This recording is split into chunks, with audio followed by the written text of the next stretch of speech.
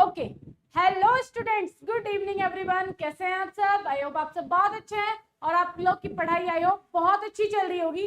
So I think मुझे लग रहा है हम ही सबसे पीछे रह गए हैं। सब टीचर्स की एक एक यूनिट आई होप हो गई है, तो हम भी थोड़ा फास्ट पढ़ेंगे। आज हम पढ़ने वाले हैं nerve impulses, receptors, neurotransmitter, synapse.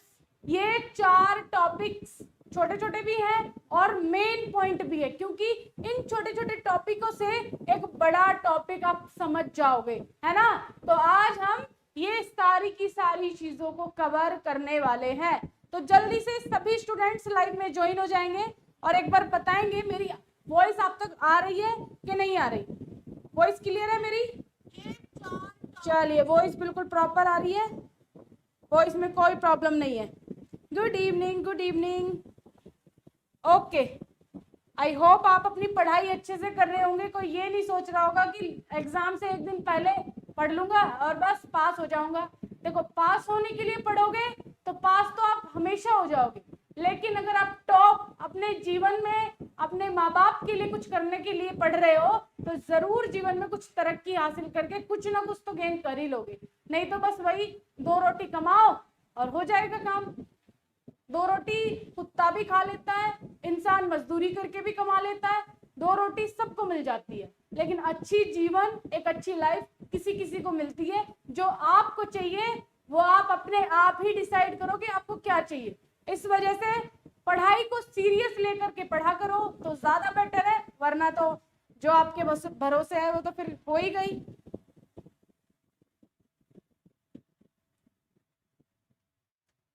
चलिए तो स्टार्ट करते हैं नर्व इम्पल्सिस से। पहला टॉपिक है हमारा nerve impulses. Most important function of nerve cells are irritability and conductivity. Conductivity, अब यहाँ पे नर्व इम्पल्सिस को समझो पहले वो क्या होता है। तो हम यहाँ एक न्यूरॉन का डायग्राम बना लेते हैं।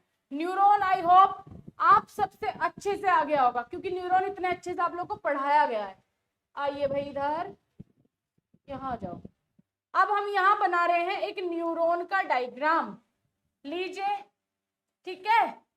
तो यहाँ हमारा न्यूरॉन का डायग्राम बन रहा है और ये हो गया आपका टर्मिनल्स, ठीक है। तो यहाँ हम टर्मिनल्स भी बना दिए हैं और ये हमने बना लिए डेंड्राइट्स। तो अब हम नर्व इम्पल्सिस को समझने जा रहे हैं। ओके, सभी के नाम आपको मालूम है तो मुझे नाम लिखने की यहाँ कोई जरूरत नहीं है। ये भी आपको मालूम है ये क्या है, ठीक है। अब कोई भी स्टिमुलस आया तो ये स्टिमुलस, अब मैं डायरेक्ट पॉइंट टू पॉइंट, ना स्टिमुलस बताना है ना कोई भी चीज मुझे यहाँ बतानी नहीं पड़ेगी। अगर आपने लेक्चर देखे होंगे पिछले वाले, है ना। तो यहाँ ये स्टिमुलस आके डेंड्राइट से अटैच होगा, हो गया। अब इस डेंड्राइट से अटैच हुआ, ये पहुंचेगा सेल बॉडी के अंदर। अब सेल बॉडी में प्रेजेंट है ये न्यूक्लियस। अब ये न्यूक्लियस क्या करेगा, इस स्टिमुलस को चेंज कर देगा। इस स्टिमुलस को चेंज कैसे कर रहा है, आगे फॉरवर्ड करेगा। कैसे फॉरवर्ड कर रहा है, नर्व इम्पल्सिस में। नर्व इम्पल्सिस में कैसे फॉरवर्ड करी, क्योंकि स्टिमुलस जब आया तो कोई इंफॉर्मेशन लेकर के आया और उस इंफॉर्मेशन को न्यूक्लियस ने डिटेक्ट करके उसका रेस्पॉन्स, उसके अगेंस्ट क्या रेस्पॉन्स देना है वो इनने जनरेट करा। उसी को हम नर्व इम्पल्सिस बोलते हैं। और ये किसके अंदर है कि फ्लो कर रही है, ये नर्व के अंदर फ्लो करती है ना। बहुत सारी नर्व्स है ना हमारी बॉडी के अंदर, क्रेनियल नर्व, स्पाइनल नर्व, सब पड़ी हुई है, दोबारा बताने की जरूरत नहीं है ना। आ जाओ, चलिए। तो यहाँ इतना तो आपने समझ लिया कि नर्व इम्पल्सिस आया कहां से, पहला पॉइंट क्लियर। अब बेटा जी ये न्यूरॉन बना ही रहने था, बैक कैसे जाओगे, बस हम भी जल्दबाजी कर देते हैं। तो ये जो न्यूरॉन है इसको हम थोड़ा बना रहने देते हैं, ठीक है। तो यहाँ पे ये नर्व इम्पल्सिस फ्लो कर रही है बेटा। अब ये नर्व इम्पल्सिस एक्सोन के थ्रू आगे फ्लो करती है। ये क्या है, एक्सोन, है ना। This is the axon. अब यहाँ पे नर्व इम्पल्सिस हम इतना पोर्शन बनाएंगे, इस नर्व इम्पल्सिस में क्या क्या फंक्शन हो रहा है, तो इतना पोर्शन हम अब समझने वाले हैं। आगे मैं इतना पोर्शन बना लूं, कोई दिक्कत? चलो, बनाने की जरूरत नहीं है, हम डायग्राम लेकर के आए आप लोग के लिए। आओ बच्चों आओ, ठीक है जी। What is this? एक सेकेंड, यही गड़बड़ घोटाला है, बार बार बंद होगे तो कैसे चलेगा? चल जाए यार जल्दी, ये बीच में बस डिस्टरबेंस होता है बिना फालतू का, है ना। चलो, तो यहाँ पे हमने बात कर ली कि नर्व इम्पल्सिस क्या है। Most important function of nerve cell are irritability and conductivity. इसका क्या मतलब है, इसका भी समझेंगे, परेशान ना होइए। इरिटेबिलिटी क्या है ये? Irritability is property of neuron by which it responds to stimulus and change into impulses. Irritability का मतलब impulse आया, भाई स्टिमुलस आया, न्यूरॉन बना लूं, फिर से न्यूरॉन बनाओ, बिना न्यूरॉन बनाए आपको समझ में नहीं आने वाली बात, ठीक है। चलो, बहुत ही रफ डायग्राम हम न्यूरॉन का बना रहे हैं यहाँ। तो यहाँ हमने न्यूरॉन का डायग्राम बनाया और इस लाइन में इरिटेबिलिटी का मतलब समझते हैं। Irritability is a property of neuron. ये एक न्यूरॉन की ऐसी प्रॉपर्टी है जिसके द्वारा it response to stimulus and change it into impulses. ये स्टिमुलस के रेस्पॉन्स में इम्पल्सिस में चेंज कर देता है, मतलब स्टिमुलस को इम्पल्सिस में चेंज कर देता है। भाई वही बात है, यहाँ हमारे स्टिमुलस आया और ये घुस चुका है हमारे सेल बॉडी के अंदर। अब न्यूक्लियस उसको क्या कर देता है, इरिटेबिलिटी कर रहा है। इरिटेबिलिटी मतलब इस स्टिमुलस को चेंज कर दे रहा है इसमें, इम्पल्सिस में। ये इम्पल्सिस ही तो है, ये क्या है, इम्पल्सिस। बात समझ में आ रही है जी? नहीं आ रही? आ रही है। अब है कंडक्टिविटी। कंडक्टिविटी का क्या मतलब? Conductivity is the property of a neuron by which it transmit impulses to the muscles and muscles, glands और अदर न्यूरॉन्स। यहां तो हमने इम्पल्सिस जनरेट कर लिए, इस प्रोसेस को हम इरिटेबिलिटी बोल रहे हैं। क्या बोल रहे हो?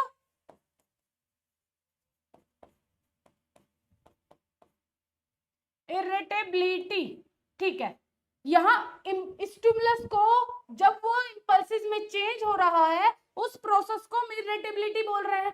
कंडक्टिविटी का मतलब जो ये इम्पल्स है, ये जो इम्पल्सिस रिलीज हुए हैं, ये या तो मसल्स तक पहुंचे या फिर ग्लैंड्स तक पहुंचे या फिर अदर न्यूरॉन्स तक पहुंचे। क्या हो गया, ये ग्लैंड्स हैंग कर गए क्या? तो यहाँ मसल्स, ग्लैंड्स या फिर न्यूरॉन्स तक। मैंने आपको स्टार्टिंग वाले दिन ही जब हम नर्वस सिस्टम पढ़ रहे थे, नर्वस सिस्टम में हमने न्यूरॉन्स का स्ट्रक्चर वगैरह पढ़ा था, उसमें ही बताया था कि भाई एक न्यूरॉन है, यहाँ से इम्पल्सिस आगे पहुंचेंगी और ये इम्पल्सिस इस एक्सॉन टर्मिनल पे जाके यहाँ से न्यूरोट्रांसमीटर्स को रिलीज करेगी। अब जो भी न्यूरोट्रांसमीटर है या तो डायरेक्ट मसल्स के कांटेक्ट में आ जाए या फिर वो दूसरे न्यूरॉन के कांटेक्ट में आ जाए। तो यहाँ पे दो प्रोसीजर मैंने आपको बताए थे, बोले थे कि नहीं? अगर सच्चे दिल से कोई बच्चा पढ़ रहा होगा ना, तो उसको यहाँ पे एक एक पॉइंट समझ में आ रहा होगा, और कोई हवाबाजी में पढ़ रहा है तो उसे कुछ नहीं समझ में आने वाला, ठीक है। तो बिल्कुल भाई ध्यान से पढ़ो जो भी पढ़ो, क्योंकि इतना बेस यहाँ पे क्लियर करवाया जा रहा है कि आगे जो भी सेमेस्टर पढ़ोगे ये पॉइंट आपके क्लियर, तो आपके सब कुछ क्लियर हो जाना है, 100% गारंटीड है। लेकिन अगर यहाँ क्लियर नहीं करोगे तो आगे बड़े सेमेस्टर्स में दिक्कत होगी। फोर्थ सेमेस्टर में जैसे ही आप पहुंचे 110% आपको दिक्कत होने वाली है अगर ये चीजें आपने यहीं पे ही क्लियर नहीं करी तो ध्यान से पूरे कंसंट्रेशन के साथ पढ़ो। आओ, बात क्या है? बात हमारी यहीं पे ही है, आ जाइए। तो बात आ रही थी कंडक्टिविटी पे। आइए कंडक्टिविटी, कंडक्टिविटी का मतलब एक न्यूरॉन बना लेते हैं, फिर से वही चीज, ये तो दिमाग खराब कर देगी बार बार। आओ जल्दी आओ। कंडक्टिविटी का मतलब है इंपल्सिस को कहाँ आगे कंडक्ट करा जा रहा है, या मसल्स में कंडक्ट करा जा रहा है, ग्लैंड्स में, न्यूरॉन्स में। तो ये एक न्यूरॉन हमने बना लिया, ये हमारा एक न्यूरॉन हो गया, ठीक है, ओके।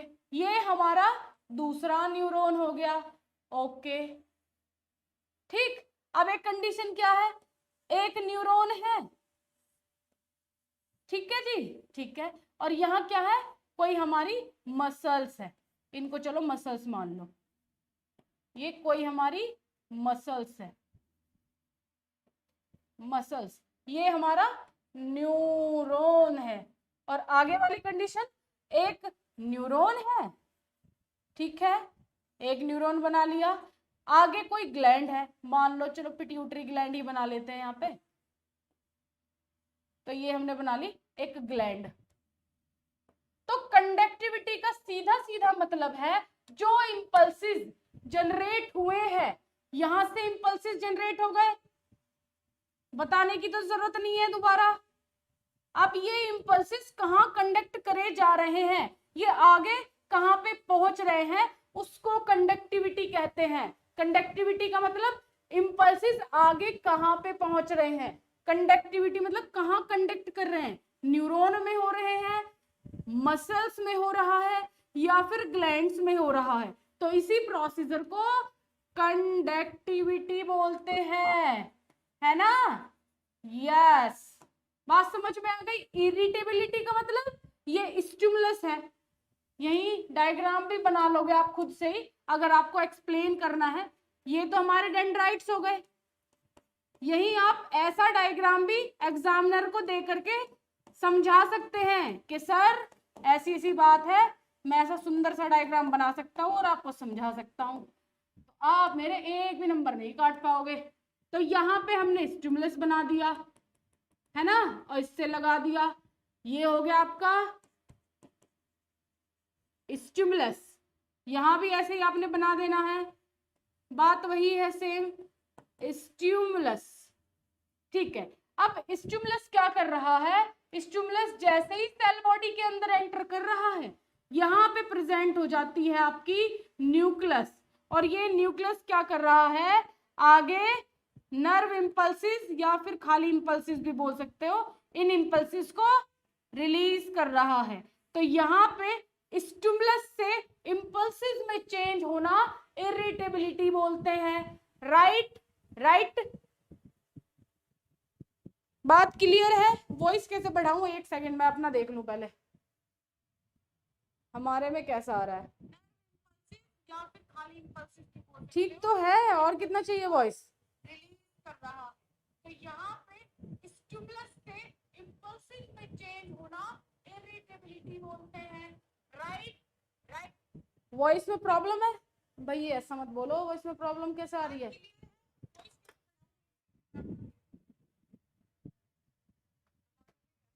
वॉइस में प्रॉब्लम तो हो रही नहीं है, ठीक तो है।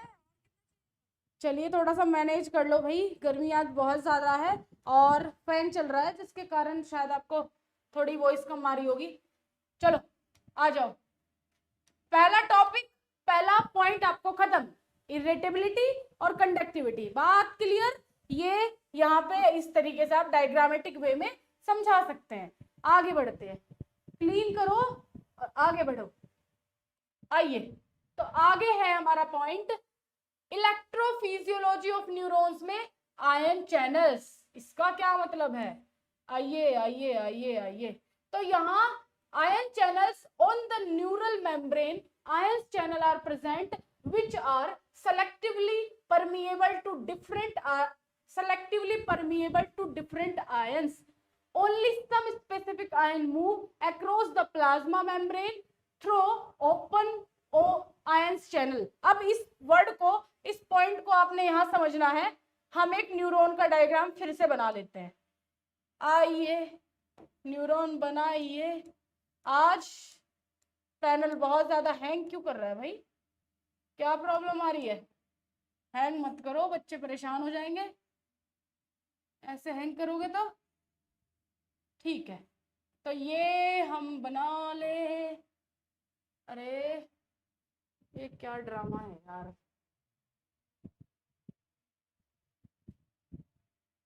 इतना ड्रामा झेला नहीं जाएगा।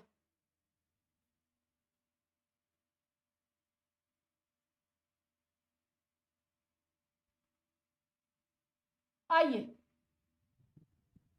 अब सबसे पहले हमें क्या बात करनी है, ध्यान से देखना। आप लोग को पहला पॉइंट क्लियर हुआ? कितने बच्चे लाइव में ज्वाइन है? यस एंड नो लिख के मुझे बताएंगे। पहला पॉइंट आप लोग के क्लियर है? आओ भाई, क्यों हैंग कर रहे हो आज इतना? पढ़ने दो बच्चों को आराम से। ये हमारी क्लास में ही कुछ ना कुछ गड़बड़ी करनी होती है। ठीक है, तो यहाँ एक हम न्यूरॉन का डायग्राम बना रहे हैं। ये लीजिए, ये लीजिए, ये लीजिए। ठीक है, ये बना लिया हमने न्यूरॉन का डायग्राम। ये हमारे डेंड्राइट्स। अब मैं इस पोर्शन को मिटा दूं तो कैसा बोलोगे आप? मिटा दो बिल्कुल, क्योंकि अब इस पोर्शन की हमें खासा जरूरत नहीं है। अब हमें पढ़ना है नर्व इंपल्सेस जो इसके अंदर फ्लो करेंगे, है ना? तो हम इसी को थोड़ा बड़ा करके बनाएंगे। आ जाओ, इसी डायग्राम को बड़ा करके बना लेते हैं। तो बच्चों, तो मैं यहां अगर बोल दूं, यार हद है बिल्कुल। ठीक है, तो यहां ये आपने एक्सोन बना लिया। ये क्या है? एक्सोन। सीधा सीधा लाइन, एक्सोन कह दो आप इसको। अब इसके अंदर से नर्व इंपल्सेस फ्लो कर रहे होते हैं, है ना? कर रहे होते हैं। तो जो एक्सोन की आउटर कवरिंग है, इस आउटर कवरिंग को क्या बोलते हैं? एक्सोलीमा। क्या बोलते हैं? एक्सोलीमा, है ना? ठीक है, आज ये हैंग कर रहा है, परेशान करेगा आई थिंक। एक्सोलीमा। और एक्सोन के अंदर एक फ्लूइड भरा हुआ होता है, उस फ्लूइड को हम बोलते हैं एक्सोप्लाज्म। लिख लो, यहाँ पे एक फ्लूइड है, उस फ्लूइड को हम बोल रहे हैं एक्सोप्लाज्म। ठीक है, इतनी बात क्लियर बिल्कुल। अब हम बात करने वाले हैं आयंस चैनल की। कहां बात करेंगे? जो ये आपको मेम्ब्रेन नजर आ रही है भाई, एक्सोलीमा एक मेम्ब्रेन है, इसके बाहर भी फ्लूइड है। उस फ्लूइड को हम इंटरेशियल फ्लूइड बोलते हैं। अगर आपने फर्स्ट सेमेस्टर में फ्लूइड्स पढ़े हैं, बॉडी फ्लूइड, तो आपको इंटरेशियल फ्लूइड और आपको सेल्यूलर फ्लूइड आपको मालूम होगा, है ना? जो सेल के अंदर फ्लूइड भरा हुआ रहता है उसे सेल्यूलर फ्लूइड। तो यहाँ दो पोर्शन हमने कर लिए।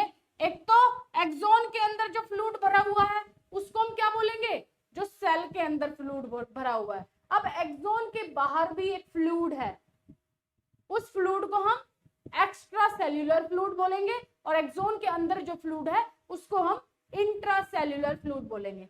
तो लिख लो, ये कौन सा फ्लूइड है? Intracellular fluid. और सेल के बाहर वाला एक्स्ट्रा सेल्यूलर फ्लूइड, है ना? फुल फॉर्म आप खुद लिख लेना। अब हमें इस नर्व इंपल्सेस, यहाँ पे नर्व इंपल्सेस कैसे फ्लो करती हैं उसका पता लगाना है। उसका पता लगाने के लिए इस मेम्ब्रेन पर क्या क्या चीजें प्रेजेंट है पहले वो पढ़ना पड़ेगा। इस मेम्ब्रेन पर क्या क्या प्रेजेंट है भाई? तो यहाँ पे आयंस चैनल प्रेजेंट है। Ions channel on the neural membrane, ions channel are present which are selectively permeable to different ions। तो इस न्यूरल मेम्ब्रेन पर इन्होंने इस न्यूरल मेम्ब्रेन की बात करी है कि ये न्यूरल मेम्ब्रेन पर प्रेजेंट होते हैं आयंस चैनल, और ये कैसे होते हैं?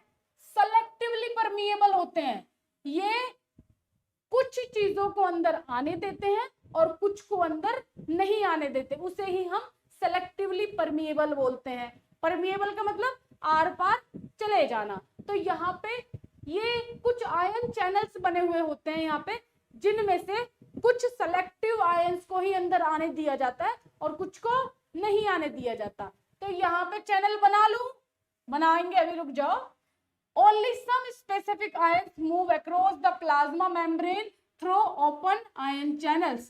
तो यहाँ पे कुछ चैनल्स बने हुए हैं जिन चैनल्स के थ्रू उन आयंस का आना जाना लगा रहता है, या फिर उन चैनलों के थ्रू आयन सेल के अंदर जाते हैं, मतलब इस सेल से बाहर जाते हैं और बाहर से अंदर आते हैं। ठीक, ओके। अब बात आ रही है टाइप ऑफ आयन चैनल। कितने टाइप के आयंस चैनल होते हैं? जो हमें मेनली बात करनी है वो करनी है लीकी चैनल की और वोल्टेज गेटेड चैनल की। वैसे कितने हो रहे हैं? Leaky channel, voltage gated channel, mechanically gated channels, ligand gated channels, ligand gated channels. तो यहाँ इतने चैनल्स है, तो उनमें से हम सिर्फ मोस्ट इंपोर्टेंट जो चैनल्स है उनको आज पढ़ेंगे, उनको ही बनाएंगे। तो सबसे पहले बनाते हैं लीकी चैनल्स को। तो इस मेम्ब्रेन पर लीकी चैनल्स ड्रॉ कर दिए जाएं, बिल्कुल कर दिए जाएं। तो यहाँ पे हम लीकी चैनल्स ड्रॉ करने जा रहे हैं। करने क्या जा रहे हैं? हमने कर दिए हैं। और दूसरे हम बना लेते हैं वोल्टेज गेटेड चैनल। ठीक है, नेटवर्क इशू नहीं है बेटा, नेटवर्क इशू नहीं है। अब वोल्टेज गेटेड चैनल भी यहीं पे ही बना लेते हैं। तो ये दोनों साइड है, एक साइड नहीं भाई, इस साइड भी यही होंगे, उस साइड भी ऐसे ही बने होंगे। तो हम एक ही साइड बना के आपको दिखा रहे हैं। तो ये लो, यहाँ पे हमने बना दिए वोल्टेज गेटेड चैनल्स। ओके, थोड़ा सा इसको हमें बड़ा बनाना पड़ेगा, ये जो हमारी मेम्ब्रेन है छोटी रह गई। ये लो, और ये इस साइड से। ठीक है, अब क्या हो रहा है? अब यहाँ ये जो आयंस चैनल है, इन चैनल्स को लीकी चैनल बोलते हैं। कौन से चैनल? Leaky channels. और इन चैनल्स को बोलते हैं वोल्टेज गेटेड चैनल्स। अब क्या बात हुई? इन वोल्टेज गेटेड चैनल्स पर ताला लगा हुआ है, मतलब इनके गेट अभी बंद है। तो ये बंद है, कुछ सेलेक्टिव टाइम पे ही ये ओपन होते हैं। ठीक है, तो चारों के चारों हमने बंद कर दिए। पहले चारों के नाम लिख लेते हैं। ये दो चैनल्स जो हैं, ये है सोडियम चैनल्स, और ये पोटेशियम चैनल, पोटेशियम। ऐसे ही दो वोल्टेज गेटेड चैनल में भी दो सोडियम चैनल हो गए और दो पोटेशियम चैनल हो गए। ठीक है, अब लीकी चैनल्स में क्या होता है? इनमें जो सोडियम चैनल्स हैं उनमें हमेशा सोडियम का आना लगा रहता है कंटिन्यूअसली, और पोटेशियम का बाहर जाना कंटिन्यूअसली लगा रहता है। ठीक है, पोटेशियम सेल के अंदर से बाहर जाता रहता है और सोडियम सेल के बाहर से अंदर आता रहता है। ये एक्स्ट्रा सेल्यूलर पॉइंट है ना, तो यहाँ पे सोडियम अंदर आ रहा है और पोटेशियम बाहर जा रहा है लीकी चैनल से। ये परमानेंटली चलता रहता है। यहाँ पे अगर स्टिमुलस आया तो कैसी सिचुएशन होगी वो हम बाद में देखेंगे। अभी यहाँ हम अपनी रेस्टिंग मेम्ब्रेन देख रहे हैं, मतलब जब कोई इंफॉर्मेशन, कोई स्टिमुलस आया ही नहीं है तब की बात यहाँ पे चल रही है। जो भी हम ये चीजें बना रहे हैं तब बना रहे हैं कि यहाँ अभी तक कोई स्टिमुलस नहीं आया है और कोई नर्व इंपल्सेस जनरेट नहीं हुई। नर्व इंपल्सेस कब जनरेट होती है? बताओ कब जनरेट होगी?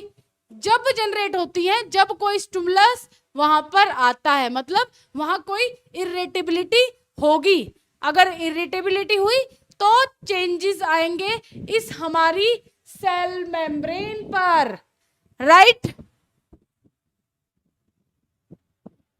ठीक है, आओ आओ समझो समझो फटाफट। अब बात यहां पर जो हमारी सेल के अंदर, मतलब इंट्रासेल्युलर फ्लूइड के अंदर जो चार्जेस प्रेजेंट है वो है नेगेटिव चार्ज, क्योंकि इंट्रासेल्युलर फ्लूइड के अंदर नेगेटिवली आयंस प्रोटीन ज्यादा होते हैं। नेगेटिवली प्रोटीन्स ज्यादा होते हैं, नेगेटिवली प्रोटीन्स ज्यादा होते हैं, जिसके कारण सेल के अंदर का जो चार्ज है वो कैसा रहता है? बोलो कैसा रहता है अंदर का चार्ज? एनायन रहता है कि नहीं? एनायन मतलब नेगेटिव चार्ज रहता है। और बाहर, सेल के बाहर का चार्ज कैसा होगा?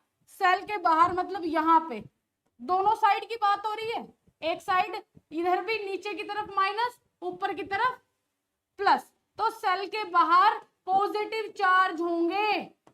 ये पॉजिटिव चार्ज क्यों है? क्योंकि यहाँ पे पॉजिटिवली प्रोटीन्स बहुत ज्यादा हैं, ये कैटायन कंडीशन कोज कर रहे हैं। तो यहाँ पॉजिटिवली प्रोटीन्स ज्यादा होने के कारण सेल के बाहर बहुत ज्यादा पॉजिटिव चार्ज होता है। ठीक है, तो यहाँ पे एक और पॉइंट के सेल के बाहर सोडियम की कंसंट्रेशन ज्यादा होती है और सेल के अंदर पोटेशियम की कंसंट्रेशन ज्यादा होती है। तो सेल के बाहर सोडियम की कंसंट्रेशन ज्यादा होने के, कंसंट्रेशन मतलब सोडियम की मात्रा ज्यादा होने के कारण ये इन लीकी चैनल्स के थ्रू कंटिन्यूअसली सेल के अंदर आते रहते हैं थ्रू द फैसिलिटेड डिफ्यूजन या फिर through the diffusion method. Leaky channels पे कौन सा मेथड अप्लाई होता है? Diffusion method. डिफ्यूजन मेथड, यहां पर किसी भी प्रकार की एनर्जी की रिक्वायरमेंट पड़ रही है लीकी चैनल्स पे? नहीं। डिफ्यूजन में क्या बोला जाता है? हाई कंसंट्रेशन से लो कंसंट्रेशन की तरफ अमाउंट आता है और एक क्या बना लेता है भाई, मान लो एक जार लिया हमने, उसमें एक सेमी परमिएबल मेम्ब्रेन डाल दी और एक तरफ 5 लीटर पानी डाल दिया हमने और एक तरफ 1 लीटर पानी रखा। चलो यहीं से ही समझाते हैं आपको, तभी आपको चीजें समझ में आएंगी। तो हम एक जार ले रहे हैं, ये जार है, इस जार के अंदर एक मेम्ब्रेन हमने डाल दी, सेमी परमिएबल मेम्ब्रेन, जो कि कुछ चीजों को क्रॉस कर लेती है। इसके अंदर हमने 1 लीटर पानी भरा और इसके अंदर हमने 6 लीटर पानी भरा, 6 लीटर पानी भर लिया। अब इस मेम्ब्रेन से ये पानी इधर धीरे धीरे क्रॉस होता हुआ इधर पहुंचेगा और एक इक्विलिब्रियम कंडीशन बना लेगा, मतलब टोटल कितना है? 7 लीटर हो जाएगा। तो 3.5 लीटर इधर, 3.5 लीटर इधर, एक ऐसी कंडीशन इक्विलिब्रियम कंडीशन कोज कर लेगा, है ना। यहां कैसे हुआ? हाई कंसंट्रेशन, ये ऊपर वाला, ये जो हमारा 6 लीटर का पोर्शन है, ये हाई कंसंट्रेशन से लो कंसंट्रेशन की तरफ हमारा अमाउंट आगे बढ़ा। तो सेम कंडीशन यहां भी अप्लाई करनी है। सोडियम सेल के बाहर ज्यादा है, सेल के अंदर कम है, तो सोडियम अंदर की तरफ आ रहे हैं, हाई कंसंट्रेशन से लो कंसंट्रेशन की तरफ आ रहे हैं, और पोटेशियम सेल के अंदर ज्यादा है तो ये बाहर जा रहे हैं। तो यहां पर डिफ्यूजन मेथड, फैसिलिटेड बोल लो, फैसिलिटेड डिफ्यूजन के थ्रू, यहां फैसिलिटेड डिफ्यूजन के थ्रू यहां पर जो आपके आयंस हैं वो सेल के बाहर से सेल के अंदर एंट्री कर रहे हैं थ्रू द फैसिलिटेड डिफ्यूजन। अब फैसिलिटेड डिफ्यूजन में भाई क्या हो रहा है? यहाँ इक्विलिब्रियम कंडीशन हो सकती है। तो हमारी जो बॉडी है, हमारी बॉडी है नॉन इक्विलिब्रियम कंडीशन, मतलब हमारी बॉडी जो वर्क कर रही है वो नॉन इक्विलिब्रियम स्टेट में करती है। अगर उसको इक्विलिब्रियम कर दिया जाए, मतलब यहाँ सोडियम ऊपर, सेल के बाहर सोडियम ज्यादा है और सेल के अंदर कम है, तो यहाँ अगर सोडियम को बैलेंस कर दिया जाए, इक्विलिब्रियम कंडीशन ले आए, तो हम सीधा ऊपर पहुंच जाएंगे, हमारी बॉडी वर्क नहीं करेगी, क्योंकि हमारी बॉडी का मैकेनिज्म क्या है? नॉन इक्विलिब्रियम स्टेट, वहां बैलेंस नहीं चाहिए, अनबैलेंस ही काम चलेगा। तो यहाँ बैलेंसिंग नहीं चाहिए, अनबैलेंस काम करता है। तो इस सोडियम की एंट्री होने के कारण आप इन लीकी चैनल्स के थ्रू सोडियम एंट्री कर रहा है लगातार, है ना। यहाँ परमानेंटली काम चल रहा है, चाहे स्टिमुलस की एंट्री हो या ना हो। स्टिमुलस के लिए कंफ्यूज तो नहीं हो? स्टिमुलस सबके समझ में आ रहा है? ठीक है। अब यहाँ हमने जो डायग्राम बना रखा है बिल्कुल नॉर्मल बना रखा है, अभी कोई भी स्टिमुलस नहीं आया हुआ है। जब हम बिल्कुल नॉर्मल हैं, कोई भी स्टिमुलस नहीं है, तब का ये डायग्राम बन रहा है, तब की स्टेट बताई जा रही है। तो पहली स्टेट क्या है? इन आयन चैनल्स की, ये 2 तरीके के आयन चैनल्स हैं जो अपनी मेम्ब्रेन पर प्रेजेंट है। एक तो लीकी जो परमानेंटली खुले रहते हैं, ये चाहे स्टिमुलस आए या ना आए ये ओपन ही रहेंगे, इनका काम चलता रहेगा, सोडियम अंदर आता रहेगा, पोटेशियम बाहर जाता रहेगा। अब ऐसा चलता रहा, इक्विलिब्रियम स्टेट बननी है, तो उस इक्विलिब्रियम स्टेट को रोकने के लिए यहां पर प्रेजेंट होते हैं सोडियम पोटेशियम पंप। क्या प्रेजेंट है? Sodium potassium pump. इसको मिटा दूं, यहां बना लेते हैं। तो यहां हमारा एक पंप मौजूद है जिसको हम बोलते हैं सोडियम पोटेशियम पंप। इसका क्या काम होता है? ये क्या कर रहा है, इसका काम लिख लो। ये 3 सोडियम को सेल के अंदर से बाहर भेज रहा है और 2 पोटेशियम को अंदर भेज रहा है। ठीक है, 2 लिख लो। यहां पर एटीपी का कंजप्शन होता है, एटीपी का यूज होता है, एटीपी एनर्जी का यूज होता है सोडियम पोटेशियम पंप में। तो ये यहां नॉन इक्विलिब्रियम कंडीशन रखता है। कौन सा पंप? Sodium potassium pump. तो ये यहां पे जो आपका ये जो चार्ज है, यहां इस मेम्ब्रेन को हम बोलते हैं रेस्टिंग मेम्ब्रेन।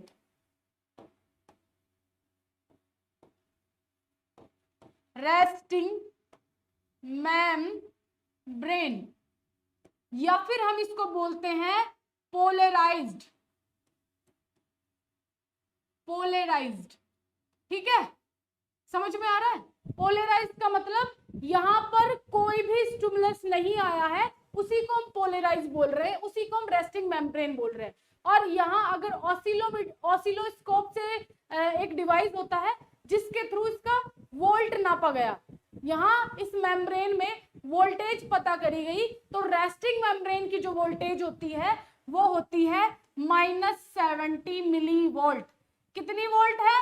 -70 milli volt. इतने वोल्ट पर जो हमारी नर्व इंपल्सेस है वो नहीं आएंगी। नॉर्मल स्टेट है resting membrane. These are polarised condition. समझ में आ रही है बात? बोलो बोलो, जल्दी जल्दी फास्ट बोलेंगे। क्लास रुक कहाँ रही है भाई? थोड़ा सा नेटवर्क आप देख लेना। नेटवर्क तो बिल्कुल सही है वैसे, मुझे लग नहीं रहा है कि रुक रही है, बराबर चल रही है। ठीक है, अब यहां आपको क्या समझ में आ गया? एक पॉइंट समझ में आ गया कि हमारी सेल मेम्ब्रेन पर आयंस चैनल प्रेजेंट है। उन आयन चैनल में से आयंस का आना और जाना लगा रहता है। अब इस वोल्टेज गेटेड चैनल का क्या हिसाब किताब है? अभी भी ये बंद है। ये जब एक ओरिजिनल स्टेट मतलब रेस्टिंग मेम्ब्रेन है तो यहाँ पर वोल्टेज गेटेड चैनल बंद रहते हैं, ये नहीं ओपन होते। कब ओपन होंगे उसको समझेंगे। पहले ये बताओ, आयंस चैनल समझ में आया? तो यहाँ आपका इलेक्ट्रोफिजियोलॉजी ऑफ न्यूरॉन्स चल रहा है, तो समझ में आ रही है बात? नहीं आ रही? कंफ्यूज तो नहीं हो? आगे बढ़ जाऊं अगर कंफ्यूज नहीं हो तो? सो चैंपियंस, अगर जो आप लोग भी इसी प्रकार का कंप्लीट कंटेंट बबीता मैम के साथ में और सभी सब्जेक्ट का पढ़ना चाहते हैं तो आप प्ले स्टोर से बीएसवी फार्मेसी मोबाइल एप्लीकेशन को डाउनलोड जरूर करें। वहां पर आप लोगों को कंप्यूटराइज नोट्स के पीडीएफ, हैंड रिटन नोट्स के PDF, model paper, important question, weekly test, monthly test, महा marathon classes, one shot video lectures, live classes, home delivery notes, practical, सब कुछ आप लोगों को प्रोवाइड कराया जाता है। तो जस्ट जाइए बीएसवी फार्मेसी ऐप डाउनलोड कीजिए। ज्यादा जानकारी के लिए दिए गए हेल्पलाइन नंबर पर कॉन्टैक्ट कर लीजिए। All the very best.